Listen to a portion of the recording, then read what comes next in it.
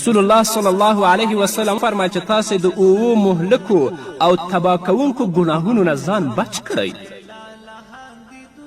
ګناهونه خو ټول ګناهونه دي، خو دا اوه ګناهونه داسې ګناهونه دي چې انسان روح، د انسان مزاج او د انسان ایمان تباه کوي. اصحابو کرامو رسول الله صلی الله علیه وسلم ته عرض وکړه چې یا رسول الله هغه اوه ګناهونه کومه ګناهونه دي چې هغه تباه کوونکي دي؟ رسول الله صلی الله علیه وسلم ورته وفرمیل چې اول شرک دی. هغه څوک چې الله سره په عبادت کې یا الله سره په صفتونو کې یا په کومو کارونو کې چې هغه الله پورې مختص دي څوک شریک کړي، نو دا موبق او مهلکه ګناه ده چې هغه انسان به تباه کړي. شافی الامراض الله دی واقعي، حاجت روای حقیقي زمونږ الله دی، واقعي مشکل کشا زمونږ الله دی. نو په دې کې ته زیارت مړی د الله سره مه شریکوه. د هر مشکل حل چې ته غواړې هغه د الله نه غواړه. نو شرک داسې ګناه ده چې واقعا موبقه او مهلکه او تباه کوونکې ګناه ده چې انسان تباه کوي. دویمه ګناه په دې ګناهونو کې رسول الله صلی الله علیه وسلم سحر و جادو ښیي. له بده مرغه چې زموږ په وطن کې دا عام رواج ګرځېدلی. الله رب العزت دې په موږ باندې رحم وکړي. او ځینې مفسدین چې د الله رب العزت د دین نه لرې، د رسول الله صلی الله علیه وسلم د دین نه لرې دي، د دې عمل مرتکب کیږي. خاوند په ښځې باندې کوډې کوي، ښځه په خاوند باندې کوډې کوي، یا د خپل په منځونو کې په نورو اقاربو باندې کوډې کوي. او دا جادو داسې عمل دی چې رسول الله ویلي چې دا موبق و مهلک دی، انسان تباه کوي، د انسان روح تباه کوي، د انسان ایمان تباه کوي. او دا خو لا پرېږده مسلمان پرېږده هغه څوک چې زموږ د دین نه لرې دي، هندوان او کفار دي، هغوس که ورځي په یو مسلمان ورور باندې جادو او سحر کوي. چې رسول الله فرمایي څوک چې داسې کسانو څخه ورځي کوم کتاب چې په محمد باندې نازل شوی دی په هغه باندې کافر شول. او درېیمه ناحقه قتل دی. تاسې نن ورځ وینئ چې څه بدبختي کې موږ مبتلا یاستو، هره ورځ ناحقه وینې په دې وطن کې تویي. نو لامل یې دا دی چې ټوله ورځ موږ په مصیبت کې، په کړاو کې او په بدبختي کې ژوند تیروو. او څلورم چې دی هغه سود دی. سود کاروبار هم داسې ګناه ده چې دا موبقه او مهلکه د انسان تباه کوي، د انسان او روح مزاج ته ضربه ورسوي. او د یتیم د مال خوړل.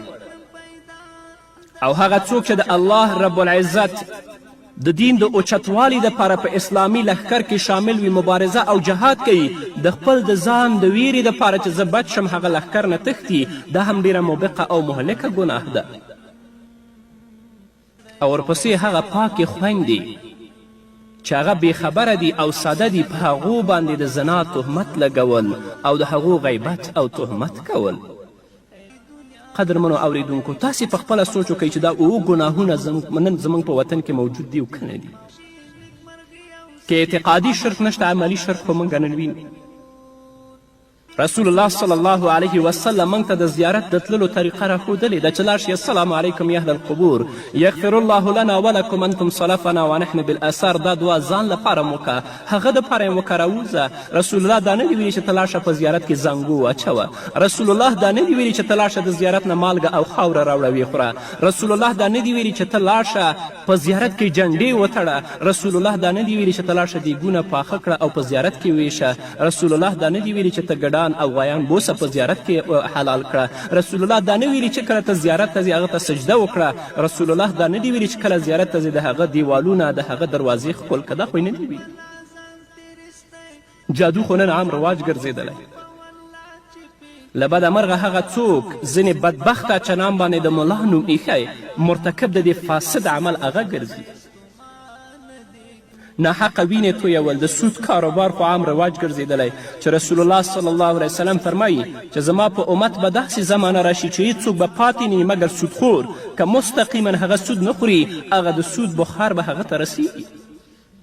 د یتیم مال خوړل، د اسلام د مبارزې نه تښتېدل، تهمات او غیبت کول خو په کورنیو کې عام رواج دی. الله رب العزت دې په موږ باندې رحم وکړي.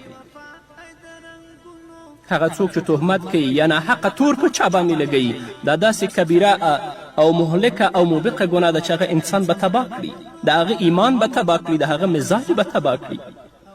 نو دا ډیر سخت او غلیظ او خبیث قسمه ګناهونه دي. رسول الله دې ته موبقات ویلی دي.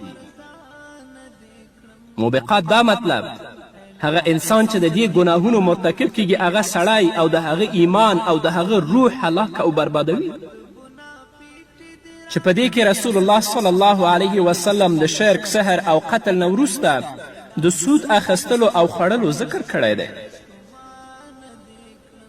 او د سود کاروبار د ایمان او د روح او همدارنګه د انسان د ژوند دپاره مهلک او قاتل ښودلی دی.